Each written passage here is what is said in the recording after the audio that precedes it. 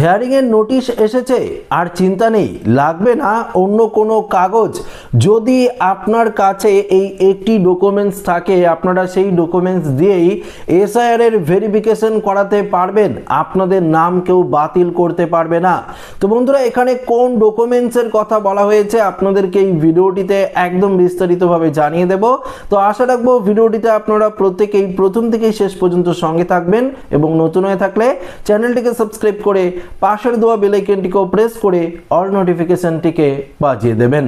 দেখুন বন্ধুরা, হিয়ারিং নিয়ে নির্বাচন কমিশনারের তরফ থেকে একে একে নতুন নিয়ম আনা হচ্ছে এবং বেশ কিছু কড়া পদক্ষেপও কিন্তু নেওয়া হয়েছে। অর্থাৎ নির্বাচন কমিশন চাইছে এই হিয়ারিংয়ে যাতে সমস্ত ভুয়ো ভোটার, নকল ভোটাররা যারা এখনো পর্যন্ত রয়েছে খসড়া তালিকায়, তাদের নাম বাতিল করতে। তো দেখুন এই হিয়ারিংয়ে কি বলেছিল নির্বাচন কমিশন। যদি আপনার কাছে পাসপোর্ট থাকে, বা ধরুন আপনার কাছে মাধ্যমিকের ডকুমেন্টস রয়েছে, বা জন্ম সার্টিফিকেট রয়েছে, যদি এগুলোর মধ্যে কোনো ডকুমেন্টস না থাকে, ধরুন আপনি তো ধরুন মাধ্যমিক পরীক্ষায় দেননি, সেক্ষেত্রে মাধ্যমিকের ডকুমেন্টস থাকবে কি করে। পাশাপাশি আপনি উচ্চ মাধ্যমিকের পরীক্ষায় দেননি, তো সেক্ষেত্রে আপনার উচ্চ মাধ্যমিকের সার্টিফিকেট থাকবে কি করে।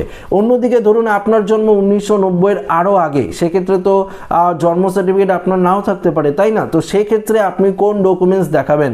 আপনার পাসপোর্ট নেই, পাশাপাশি নির্বাচন কমিশনারের তরফ থেকে যে ডকুমেন্টসের কথা বলা হয়েছে, সেই ডকুমেন্টসের মধ্যে কোনো ডকুমেন্টসই আপনার কাছে নেই। আপনার কোনো পেনশন কাগজ নেই, আপনার কোনো বন দপ্তরের কাগজ নেই, আপনার কোনো কাস্ট সার্টিফিকেট নেই, এবং সেই সঙ্গে স্কুল সার্টিফিকেট নেই। এবার আপনি কি করবেন। তো দেখুন বন্ধুরা, এখানে একটি মাত্র ডকুমেন্টসের কথা বলেছে। এই ডকুমেন্টস যদি আপনার কাছে থাকে, তাহলে সেটি দিয়েই কিন্তু আপনারা এসআইআর এর হিয়ারিং করতে পারবেন।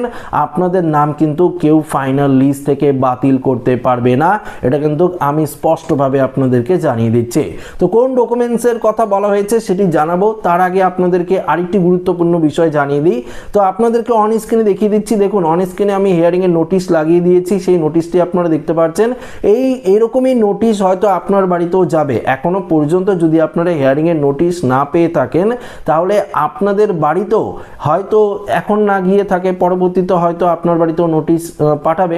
কেননা নির্বাচন কমিশনের নির্দেশ অনুযায়ী বিএলও অফিসাররা কি করছে, আস্তে আস্তে ভোটারদের বাড়িতে আস্তে আস্তে সেই নোটিশ কিন্তু পাঠিয়ে দিচ্ছে।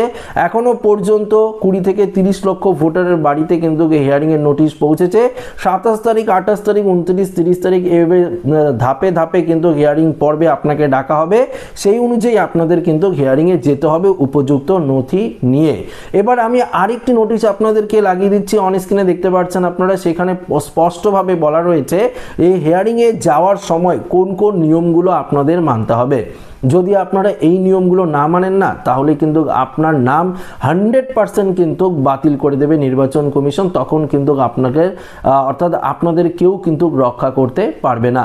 দেখুন এক্ষেত্রে প্রথমত নিয়ম জানিয়ে দিয়েছে যে নির্বাচন কমিশনের তরফ থেকে বলা রয়েছে, হিয়ারিংয়ে যখন আপনারা যাবেন, তখন কিন্তু সেই হিয়ারিং যে নেবে সেটা কিন্তু ইআরও, এইআরও বা ডিইও থাকতে পারে, বা ধরুন মাইক্রো অবজারভার যাদের নিয়োগ করা হয়েছে তারা তো থাকবে। এটা তো আগেই জানিয়ে দিয়েছিল নির্বাচন কমিশন।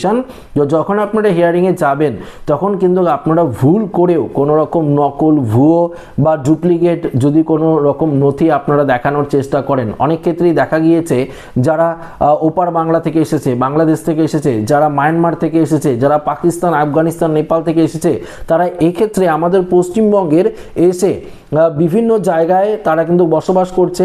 তখন দেখুন এক্ষেত্রে আধার কার্ড বা ভোটার কার্ড বানাতে গেলে কি লাগে, জন্ম সার্টিফিকেট লাগে। তো অনেকেই কি করছে, ভুয়ো পদ্ধতিতে দালাল ধরে তারা কিন্তু জন্ম সার্টিফিকেট বানিয়ে সেই নথিটি প্রডিউস করে তারা কিন্তু ভুয়ো পদ্ধতিতে voter card, Aadhaar card, ration card এগুলো কিন্তু বানিয়ে নিয়েছে।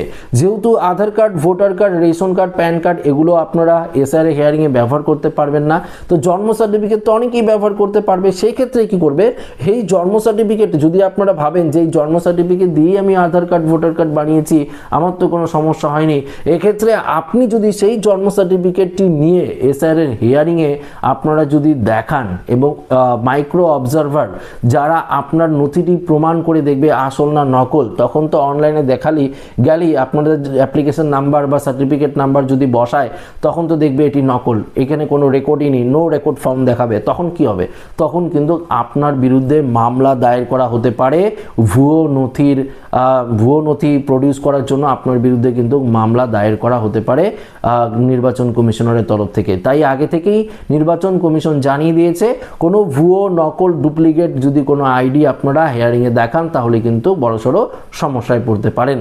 এবার দেখুন আপনাদেরকে জানিয়ে দিই, দেখুন আপনাদের যদি মাধ্যমিকের কোনো সার্টিফিকেট না থাকে কোনো সমস্যা নেই, আপনাদের কাস্ট সার্টিফিকেট নেই, আপনাদের বন দপ্তরে কোনো কাগজ নেই, কোনো পেনশন অর্ডার নেই, বা ধরুন 1987 আগে আপনাদের জন্ম, সেক্ষেত্রে আপনার ব্যাংকের বই নেই, পোস্ট অফিসের কাগজ নেই, আপনি স্কুলে পড়েননি, আপনার স্কুল সার্টিফিকেট নেই, পাশাপাশি কাস্ট সার্টিফিকেটের কথা তো বললাম, পাসপোর্ট নেই, কোনো ডকুমেন্টসই নেই, সেই ক্ষেত্রে যদি আপনার 1987 আগে জমির কোনো কাগজ থাকে, জমির কোনো কাগজ, সেই জমির রেজিস্ট্রি কাগজ থাকতে পারে, পাট্টা থাকতে পারে, বা জমির কোনো রকম হাউস অ্যালটমেন্টের কোনো রকম যদি আপনাদের ল্যান্ড অ্যালটমেন্টের কোনো রকম কাগজ থাকে, সেটি দেখিয়ে আপনারা কিন্তু হিয়ারিংয়ে নাম তুলতে পারেন, হিয়ারিংয়ে কিন্তু আপনারা ভেরিফিকেশন করাতে পারেন, কোনো রকম সমস্যা হবে না।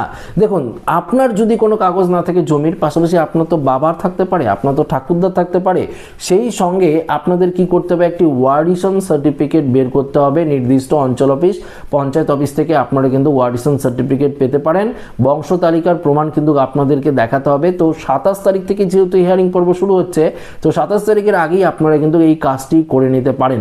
একটা ওয়ারিশন সার্টিফিকেট বের করতে বেশিক্ষণ সময় লাগে না, আপনারা কিন্তু বের করে নিয়ে যদি আপনাদের কোনো জমির দলিল কাগজ থাকে সেটি কিন্তু আপনারা প্রডিউস করতে পারেন একদম হিয়ারিংয়ে, এটা কিন্তু জানিয়ে দিয়েছে নির্বাচন কমিশন। তো অবশ্যই আপনাদের এই একটি মাত্র কাগজ যদি থাকে তাহলে এই সমস্ত কাগজের কোনো রকম দরকার পড়বে না। দরকারই নেই মাধ্যমিকের সার্টিফিকেট, দরকারই নেই জন্ম সার্টিফিকেট, বা দরকার নেই পাসপোর্ট বা কোনো রকম কাস্ট সার্টিফিকেটের, আপনার শুধুমাত্র জমির দলিল, পাশাপাশি জমির পাট্টা, এগুলো যদি থাকে, রেজিস্ট্রি জমি হোক বা পাট্টা জমি হোক, যেটাই থাকে আপনাদের কাছে, জমির কোনো পর্চা যদি থাকে সেটি দেখিয়েও কিন্তু আপনারা এসআইআর এর হিয়ারিংয়ে নিজেদের নাম তুলতে পারবেন। ফাইনাল লিস্টে অটোমেটিক আপনার নাম উঠে যাবে, কোনো রকম কিন্তু সমস্যা হবে না। দেখুন নির্বাচন কমিশন এটা স্পষ্ট জানিয়ে দিয়েছে যে একটিও বৈধ ভোটারদের নাম এই এসআইআর এর ফাইনাল তালিকা থেকে কিন্তু বাতিল করা হবে না। যারা অবৈধ রয়েছে, এমনিতে তো মৃত ভোটার, ভুয়ো ভোটার, নকল ভোটার, ডুপ্লিকেট ভোটার, অর্থাৎ এএসএসডি যে রয়েছে, সেই সমস্ত ভোটারদের নাম অলরেডি বাতিল হয়ে গেছে খসড়া তালিকা প্রকাশের আগেই। তবে খসড়া তালিকাতে এমন অনেক নকল ভোটার রয়েছে যাদের নাম কিন্তু এই হিয়ারিংয়ে বাতিল হবে, আপনাদেরকে আগেই জানিয়ে দিই। কেননা আপনারা যদি উপযুক্ত প্রমাণ না দেখাতে পারেন তাহলে আপনাদের নাম তো থাকবে না। না, আপনারা যদি কোনো এখানে এসে ওপার বাংলা থেকে এসে বা আপনারা বাইরে থেকে এসে আমাদের ভারতবর্ষের পশ্চিমবঙ্গে বসবাস করছেন, আপনারা কাউকে বাবা বানিয়ে মা বানিয়ে আপনারা যদি সেক্ষেত্রে কোনো রকম ভোটার কার্ড বা এই ধরুন আধার কার্ড বানিয়ে আপনারা এতদিন ধরে বসবাস করেও যদি থাকেন, এবার কিন্তু আপনাদের নাম পুরো ফাইনাল লিস্ট থেকে বাতিল হবে বন্ধুরা। এটা কিন্তু স্পষ্ট জানিয়ে দিয়েছে নির্বাচন কমিশন, কেউ আপনাদের কিন্তু এক্ষেত্রে বাঁচাতে পারবে না, শুধুমাত্র বৈধ ভোটারদের নামই কিন্তু এই তালিকায় থাকবে। তো আশা করি এই ভিডিওটিতে আপনাদেরকে স্পষ্ট বোঝাতে পারলাম। যদি আপনাদের কোনো কাগজ না থাকে, শুধুমাত্র জমির কাগজ থাকে আপনার বা আপনার বাবার, আপনার ঠাকুরদার, তাহলে কিন্তু সেটি আপনারা প্রমাণস্বরূপ দেখাতে পারেন হিয়ারিংয়ের সময়, কোনো রকম অসুবিধা হবে না।